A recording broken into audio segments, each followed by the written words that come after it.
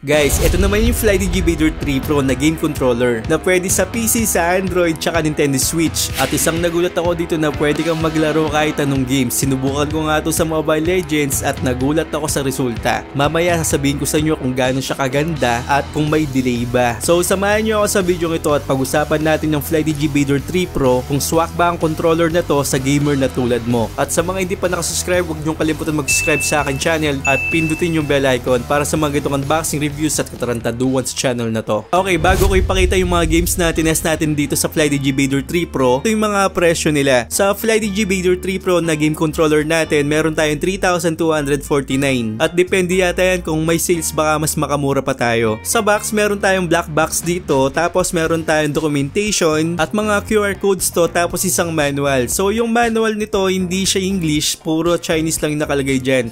So hindi ko siya mabasa talaga. Kaya nag-search na lang ako kung paano gamitin tong Vader 3 Pro na to. Well, anyway, sa loob ng box meron tayong Type-C cable para sa charging at isang dongle kung gusto nyo maglaro sa PC, pwede rin. At ito na nga yung controller natin. So to be honest, pinadala sa akin to ng FlyDigi Philippines. Wala akong masyadong idea sa mga controller nila kung paano mag-function at kung ano yung build quality. Kasi yung mga forte ko talaga is phone cooler at hindi ako masyadong gumagamit ng controller ngayon. Unlike before sa mga PS5, nakakapaglaro ako ng mga ganon, mga Xbox. But nung dumating sa akin to, nabasa ko na pwede sa mga Mobile Legends at iba pang games na pwedeng laruin sa mga phones natin.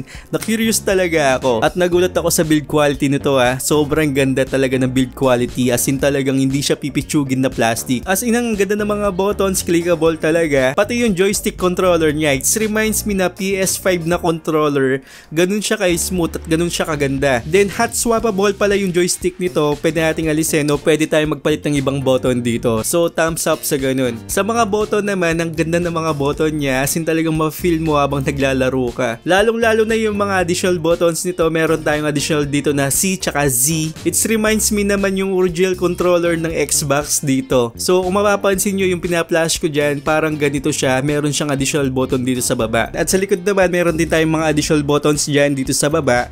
Parang apat to. Pero ito yung cons ko dito, hindi ko masyadong nagagamit yung dalawa dito sa gitna dahil mas komportable na akong gamitin sa may gilid. So dito kung gusto nyo namang gamitin, pwede rin at may mga mapping naman dito para sa mga ganitong buttons. Then may adjustan tayo dito para dun sa mga button niya. Kung gusto nyo na mas malalim na button o mas mababaw na button, ma-adjust natin dito sa dalawang to. Ang function naman nun dito sa left trigger tsaka dun sa right trigger. At meron din tayong left button dito tsaka dun sa right button. So apat yung nasa top natin, tapos apat dito sa likod. Then sa baba, ito yung charging pin. Kung may mga dock kayo para dito, pwede siya. Sa taas naman, ito yung Type-C port natin para sa charging at tumatagal naman yung battery nito ng 8 oras. Then sa harapan nga, meron tayong FlyDigi no logo dito, tapos yung ibang buttons dyan. Maraming mga buttons dito talaga. At meron tayong LED lights dito na letter V. Yun nga lang, hindi siya battery percentage, kumbaga parang notifications lang siya, parang ganun. O kaya parang decoration lang, wala siyang masyadong silbi talaga. So actually, marami pang specs to na maganda.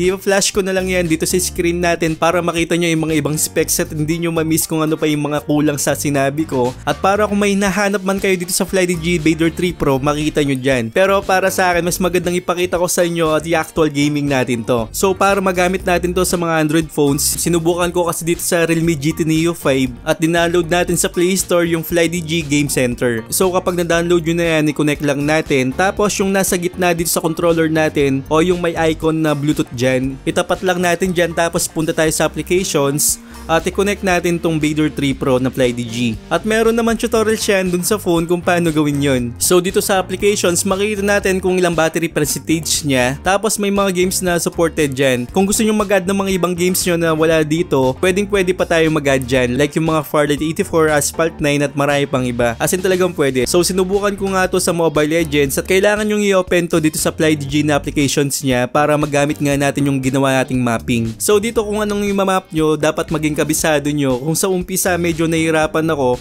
pero sa katagalan kapag nasanay ka naman, pwede ka nang sumabak sa mga laro. So payo ko, kung gagamitin nyo ito sa Mobile Legends, mag-practice muna kayo bago kayo sumabak sa rank para hindi masayang yung oras nyo at hindi kayo mahirapan. So sa akin kasi parang pinag-aralan ko pa talaga siya ng 2 araw o 3 araw. Depende sa inyo yan kung sanay naman kayo sa controller. Ako kasi hindi ako masyadong sanay sa controller, lalong-lalo na dito sa mga Mobile Legends, at nakagamit kasi ako ng ibang controller na sobrang delay talaga. Parang 0.5 seconds yung delay, parang parang ganun. So dito nagulat ako na accurate talaga siya. Kung anong ginagalaw ko sa controller, ganun na ganun talaga yung lumalabas at hindi talaga nidelay yung mga buttons, as in talagang yakang-yakan niya. Ang gagawin mo lang talaga dito ay sa ulo mo lang talaga yung mga buttons na nilagay mo dyan para hindi tayo magkamali kapag naglalaro tayo dito sa Mobile Legends. So sa mga shooting games, sa mga car racing, okay na okay tong controller na to. Pero mas ma-challenge ka kasi dito sa Mobile Legends. So sa paglalaro ko dito, okay na okay siya. Sabi ko nga kanina, wala siyang delay, as in talagang malalaro mo. Yung mga buttons na pag-buy mo ng mga items, recalls, at yung mga spell, nandyan na sa mga buttons na yan. Hindi ka napipindot sa screen mo mismo. At syempre yung mga skills mo nandito na rin. Yun yung pinaka-importante dito. So palag na palag talaga to sa Mobile Legends kung kakabisduin mo talaga yung mga buttons na nilagay mo dyan. So tinest din natin to sa Call of Duty Mobile. Okay na okay din, wala akong nagiging problema. Accurate siya, tsaka mabilis siya. Kung gusto nyo laruin to sa ibang games, pwede talaga. Kasi meron nga tayong mapping dito. At yung mga ibang games na supported ng mga controller, like tong Call of Duty Mobile nga, supported siya ng mga controller. At yung mga ibang games pa na PUBG Mobile at Farlight 84, okay na okay tong controller na to. Then naalala nyo sa unboxing natin, meron tayong isang dongle. Pwede nating ilagay yan sa PC natin kapag maglalaro tayo. Like dito, naglaro nga ako ng isang shooting games dito. At grabe, mas na-enjoy ko talaga yung paglalaro dito sa controller na to. Talagang napaka-smooth ng vibrations. Sumasabay talaga sa pagbaril mo o kahit na may kalaban binabaril ka, ramdam mo talaga yung vibration sa controller na to. Astig talaga yun para sa akin. At talagang natuwa ako dahil sobrang accurate niya, lalong-lalo na may dangle tayo dito. At may configuration naman yan dito sa PC natin. Mag-download lang tayo ng FlyG Space Station at makakontrol na natin yung mga settings na gusto natin, yung mga macros at kung ano-ano pa.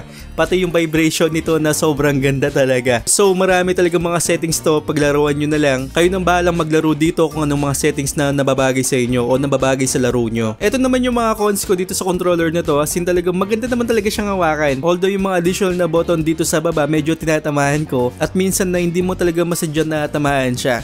So sana konting liis lang ng konti para hindi siya ma-aksidente na mapindot. Pero sa mapping kung hindi nyo naman kailangan, pwede nating wag na tayo maglagay dyan. Then dun sa LED lights niya, parang maporma lang talaga siya. Sana ginawa na lang ng FlyDG na battery percentage to. Pero pwede natin paglaro niyan dito sa FlyDG Space Station niya para maiba natin yung mga gusto nating kulay o gusto nating effects dito sa LED lights niya. Pero para sa akin dapat battery percentage siya. So yun lang yung cons ko dito, pero mag-enjoy naman kayo sa paglalaro nito kasi matibay naman talaga siya at napakaganda ng vibration. At isa pa, kasi nagulat nga ako dito na maganda yung vibration, so binuksan natin to controller na to. So yan yung lamang loob niya, may mga battery tayo dyan, tapos yung mga vibrator yan, may mga vibrator yan. Ang pagkabasa ko sa ibang site, parang 4 yata yung vibrator nito. So ang nakita ko lang dito, yung 2 vibrator dito sa baba niya, talagang napakalaki. So yan yung lamang loob niya, as in quality naman talaga. So ayun, I hope na nakatulong ako sa inyo. Highly recommended ko tong FlyDG Vader 3 Pro para sa mga gamer dyan. Sa mga hindi pa nakasubscribe, pa-subscribe naman at hit yung bell icon para sa mga ganitong unboxing reviews at tarantaduan sa channel na to. So once again, this is Paul. I came from the mud. There's dirt on my